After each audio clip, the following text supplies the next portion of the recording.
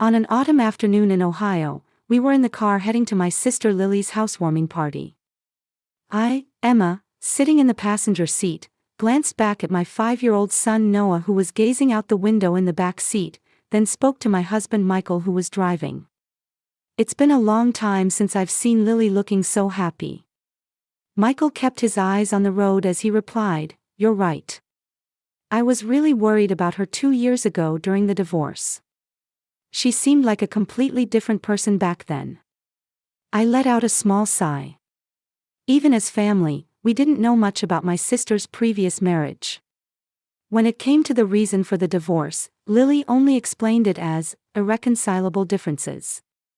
However, watching her behavior after the divorce, I felt there might have been something more serious going on.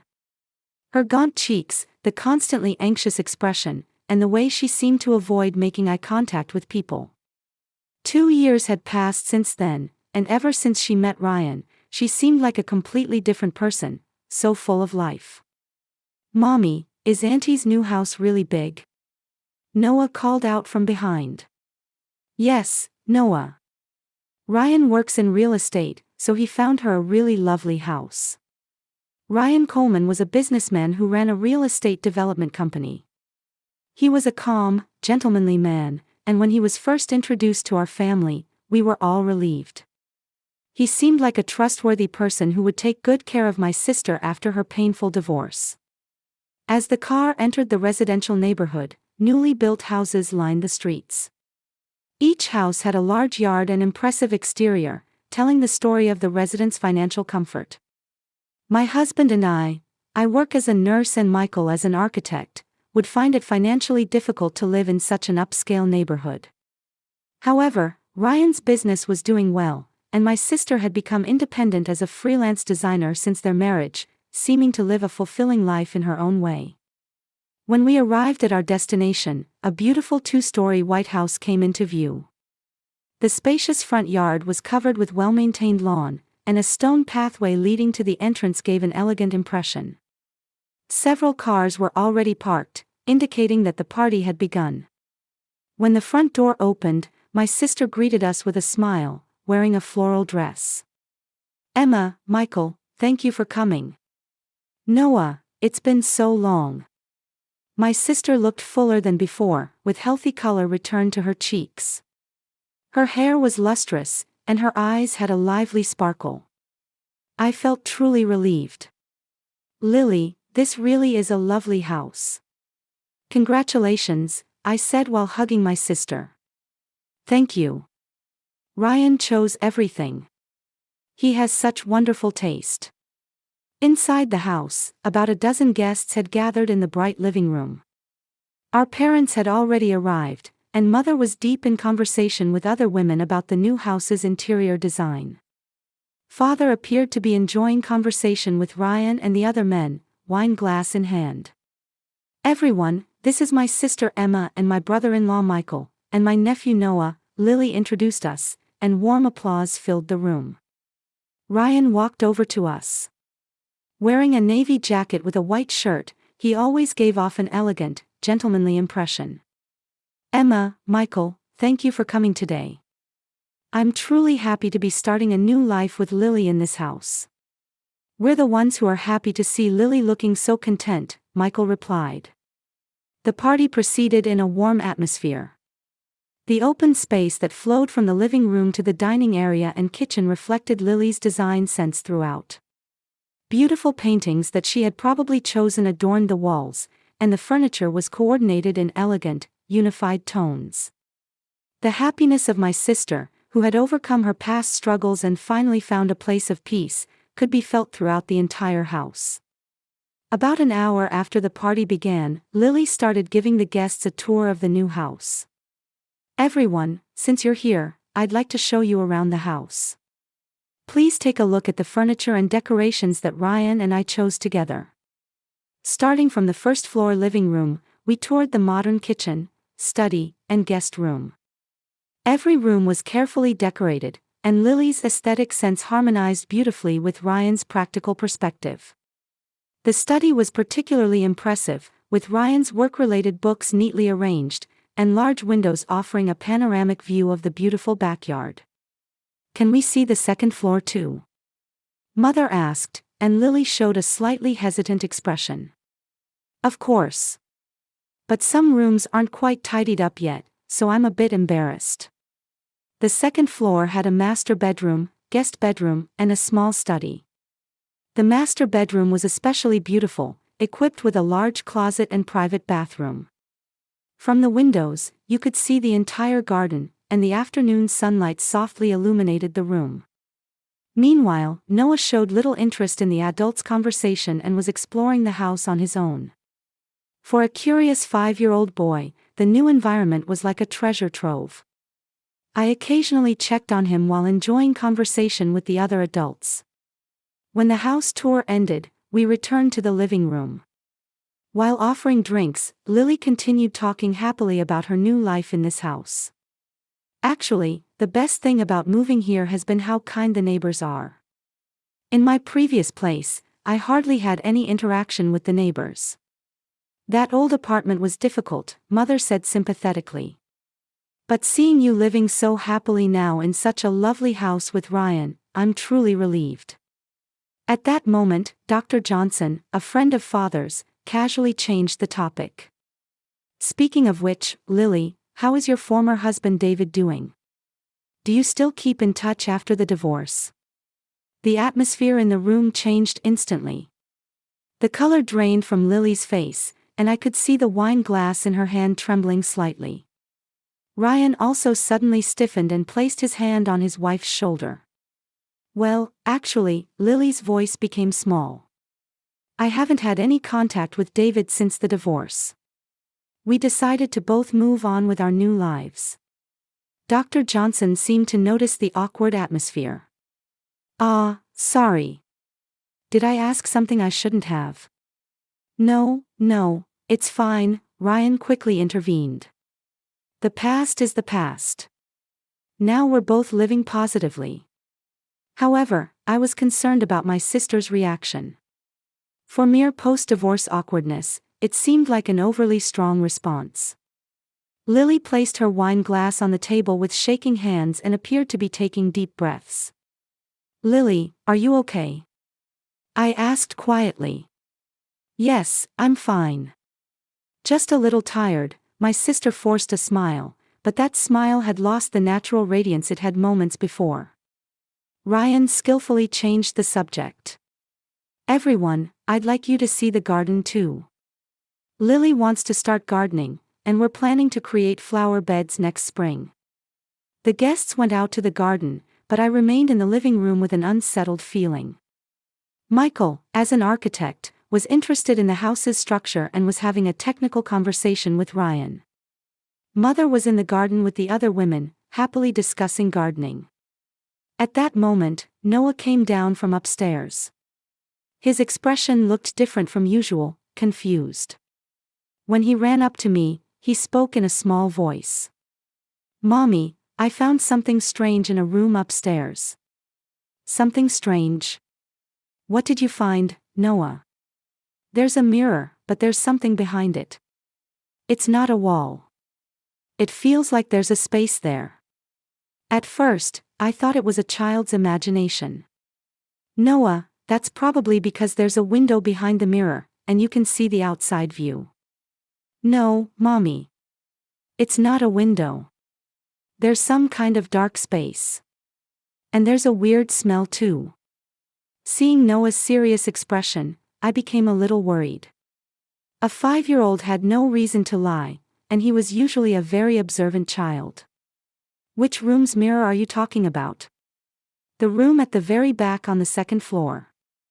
Not the room we all looked at together. A smaller room further back." I tried to remember.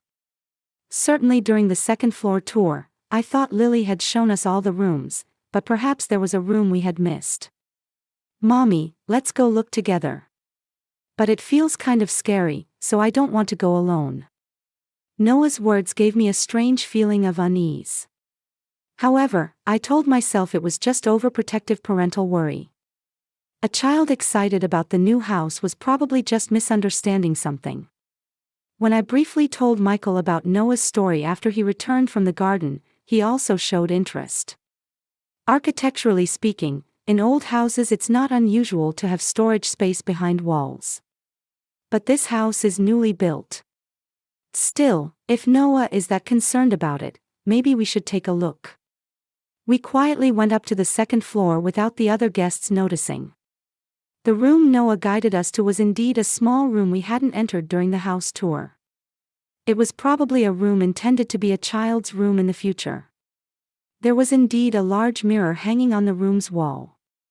At first glance, it looked like an ordinary mirror, but as Noah had pointed out, if you looked carefully, you could see that the edges of the mirror seemed to be slightly separated from the wall. "That is strange," I murmured. "It's like there's space behind the mirror." Michael approached the mirror and began examining it. "This definitely isn't normal. The mirror isn't completely flush against the wall, and there are gaps at the edges." At that moment, we heard Lily's voice from downstairs. "Everyone, dinner is ready." We hurried down to the first floor. However, what Noah had discovered wouldn't leave my mind. Dinner was lavishly prepared. The catering service food that Ryan had ordered was beautifully presented, and the dining table was decorated with flowers and candles. The guests praised the food and exchanged warm words celebrating the newlyweds' happiness. However, my mind was restless thinking about the mirror we had seen upstairs. Since the earlier incident, Lily hadn't been showing her natural smile as much as before. She was trying hard to act cheerful, but I didn't miss the occasional distant look in her eyes and the unconscious trembling of her hands. Ryan also seemed concerned about his wife's condition, frequently placing his hand on her shoulder or changing the subject. "Lily, this roast beef is really delicious," Mother complimented, and my sister finally showed a natural smile. "Thank you, Mom. It's from the catering company Ryan chose. He really has such good taste." During the meal, Noah didn't participate in the adults' conversation and ate quietly. However, he occasionally looked at me with an expression that seemed to recall the upstairs mirror. I nodded slightly to him, indicating that we would check it together later. During dessert time, the guests began asking about the newlywed couple's courtship. Lily and Ryan talked about how they met through a friend's introduction a year and a half ago, how Ryan showed understanding for Lily's work, and the process leading to their decision to marry. However, there was one major gap in their story. There was no detailed explanation about Lily's relationship with her ex-husband David.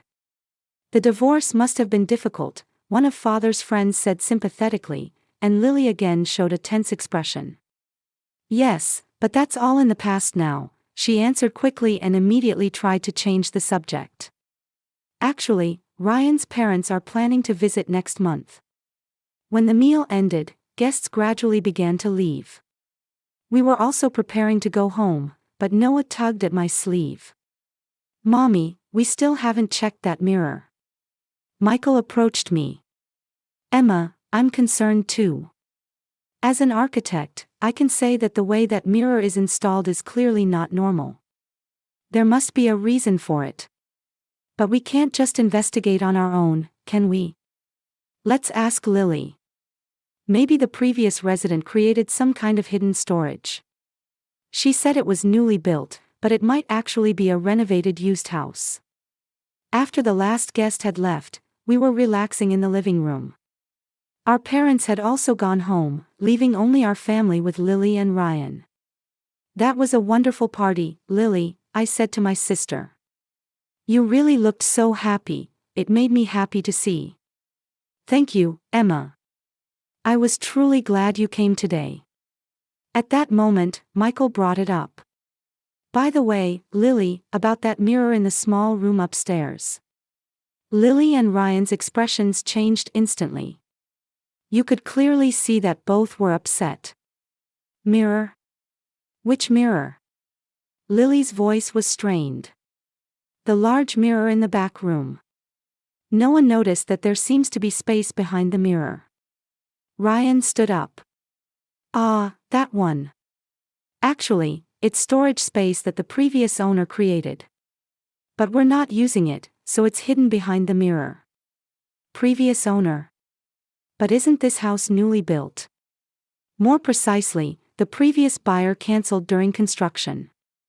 So we purchased it, but that person had apparently had special storage created. Ryan's explanation was somewhat vague. Noah spoke up.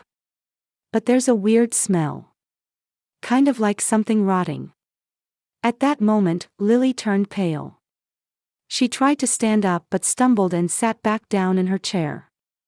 Lily. I rushed to my sister.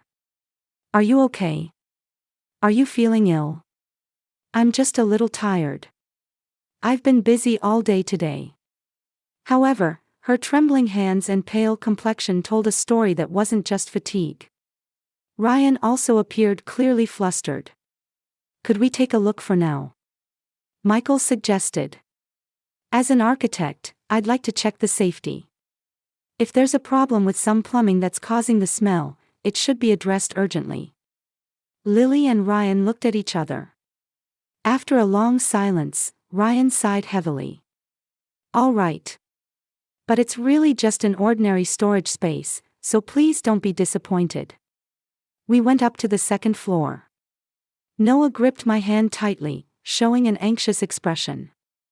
When we entered the room in question, we could see the mirror hanging on the wall.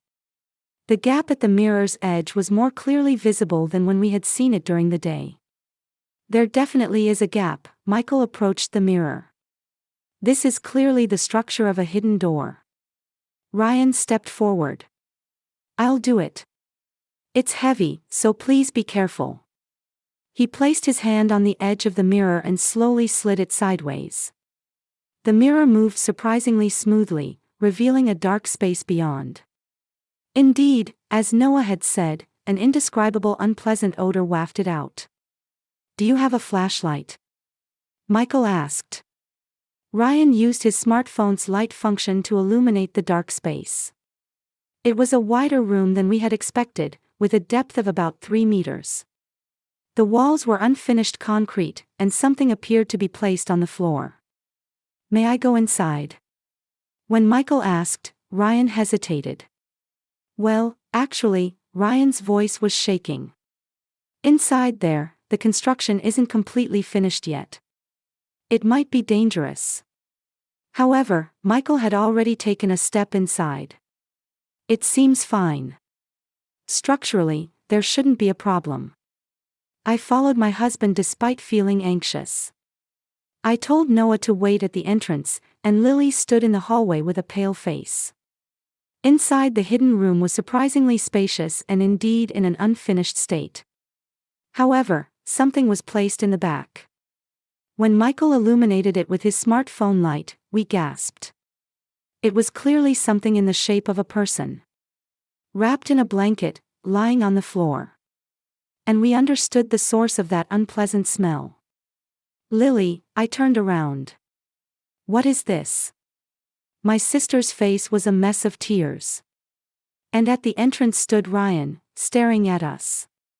His expression now showed despair that could no longer be hidden. I'll explain, Ryan's voice was trembling. But first, please take Noah downstairs. This is not something a child should see. My heart was pounding violently. I took Noah's hand. Noah, let's go downstairs. The adults need to talk. Mommy, what was in there? Noah looked up at me with an anxious expression. It's okay. Can you watch TV downstairs? I took my son to the living room and put on a children's program. Mommy and Daddy need to talk with Auntie for a little while, so wait here, okay? Noah nodded obediently, but his large eyes showed traces of anxiety. I patted his head and hurried back upstairs. In front of the hidden room, Michael was facing Ryan with a serious expression. Lily was leaning against the wall, covering her face with both hands and crying. Emma, Michael looked at me. We need to contact the police. Wait, please, Ryan raised his hand. Let me explain first. It would be problematic to make judgments without knowing the circumstances. Circumstances? I raised my voice. What's in there is a human corpse, isn't it? Whatever the circumstances. Please, Lily looked up. Her makeup was ruined by tears and mucus, and her face was distorted with anguish. Listen to the story. I want you, at least, to know the truth. Michael and I looked at each other. We moved away from the hidden room to the bedroom down the hall. Lily and Ryan followed us in. After Ryan closed the door, Lily slowly began to speak. That's my former husband, David. I gasped. I had heard the ex-husband's name several times, but I never imagined he was dead. David died? When? Why didn't you tell us? Lily continued in a trembling voice. 2 years ago. During our divorce discussions.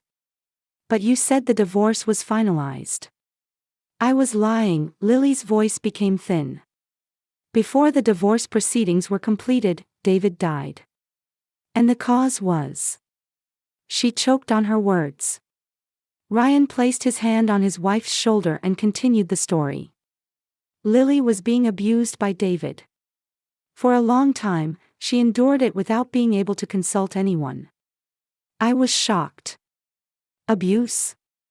But Lily never mentioned anything like that. I couldn't say anything, Lily said through tears. I was ashamed and miserable. I didn't want to worry the family. Besides, David was gentlemanly in public, so I thought no one would believe me. Michael asked with a serious expression, so what happened? Lily took a deep breath and continued in a trembling voice. That night, David was drunk. He tried to use violence as usual, so I tried to escape. But he grabbed my arm and wouldn't let go. When I desperately tried to shake him off, he fell down the stairs. So it was an accident? I asked. Yes. But he hit his head hard and died right there. Lily's tears wouldn't stop. I panicked and didn't know what to do. Ryan took over the story. At that time, I was supporting Lily as a friend. We weren't in a romantic relationship yet, but I knew about her situation. So you suggested the cover-up? Michael's voice was stern. No, Ryan shook his head. At first, I persuaded her to contact the police. But Lily was scared. There was no evidence of the domestic violence, and she was afraid she would be suspected in David's death. I had complicated feelings. The guilt of not knowing my sister had been suffering for so long mixed with anger at the mistake they had made. So what did you do with the body? At first, we meant to hide it temporarily, Ryan explained. We temporarily placed it in the basement of an old building my company owned. And we were thinking about what to do. But as time passed, it became increasingly difficult to tell the truth. I was beginning to understand. That's right, Lily nodded. As days passed, then weeks, we couldn't go back anymore. And we decided to file a missing person report with the police. Missing? David had debts. And after our divorce discussions, I explained that he had gone somewhere alone. For people who knew his personality, it was quite believable. My head was confused. The secret my sister had been hiding for years was too heavy. So why here now? Michael asked. Ryan answered. The old building was going to be demolished. So when we built this house, we decided to temporarily move it here. Eventually, we intended to bury it in an appropriate place. An appropriate place. As an unidentified person, in a cemetery run by the municipality, Lily said in a small voice. But before that, the party was decided. I stood up. Lily, this is the limit now. Hiding it for 2 years, that's not normal. Do you understand what you're doing? I understand, Lily answered through tears. I regret it every single day. But I didn't know what to do anymore. At that moment, we heard Noah's voice from downstairs. Mommy. Where are you? I got up in a hurry. I'll be right there, wait there. Michael gripped my hand. Emma, what should we do? I stared at my sister. The sister I had protected since childhood had been living with such a terrible secret. However, at the same time, I understood the gravity of the mistake she had made. We have to contact the police, I said resolutely. We can't continue hiding this anymore. Emma, please, Lily clung to me. Give me a little more time. I'll think of an appropriate way. Time? Lily, it's already been 2 years. We can't wait any longer. Ryan spoke up. I understand. Tomorrow, we'll turn ourselves in. After consulting with a lawyer, we'll officially tell the police everything. Tomorrow? Michael questioned. It should be right now. Please, Ryan's voice was desperate. Just one last night. To prepare Lily mentally. I was torn. I knew I should report it immediately. However, thinking of my sister, I couldn't easily make that decision. We heard Noah's footsteps from downstairs. The sound of him coming up the stairs. I hurried out of the room to meet my son. Mommy, where was everyone? I got worried. It's okay, Noah. The adults were just talking. I hugged my son. Shall we go home now? When we returned to the living room, Lily and Ryan had also come down. Both their expressions were exhausted, and the festive atmosphere from the party earlier was completely gone. Thank you so much for today, Lily bowed her head to us. I'll contact you again. We left the house in silence. After getting in the car, Michael spoke. Emma, was it the right decision to wait until tomorrow? I don't know, I answered honestly. But Lily is my sister. I wanted to respect her wishes, at least at the end. The beautiful residential neighborhood's night view from the car window looked completely different from a few hours ago. Now that I knew the terrible truth hidden beneath the surface beauty, even this quiet streetscape felt eerie. The next morning, I woke up early. All night, I couldn't get my sister off my mind. Michael seemed the same way, and we prepared breakfast in silence. Noah was energetic as usual but didn't ask any questions about last night's events. Perhaps, as a child, he sensed that something serious had happened. Around 10 in the morning, Lily called. Emma, I'm heading to the lawyer's office now. After that, I plan to go to the police station and tell them everything. Lily, are you okay? I'm scared, but I can't hide this anymore. Last night, Ryan and I discussed it and decided. I was relieved. That my sister had made the right choice. Should we come with you? Thank you. But this is something we have to do. I'll just contact you later. In the afternoon, Lily and Ryan turned themselves into the police as planned. Through their testimony and the body discovered in the hidden room, the full details of the incident from 2 years ago were revealed. Several weeks later, court proceedings began. The prosecution charged them with evidence tampering and corpse concealment, but the defense submitted medical records that served as evidence of David's violence and testimony from neighbors. Treatment records for injuries Lily had received, and testimony about David's debt problems and violent behavior at the time supported her claims. Ultimately, the court recognized Lily's actions as self-defense.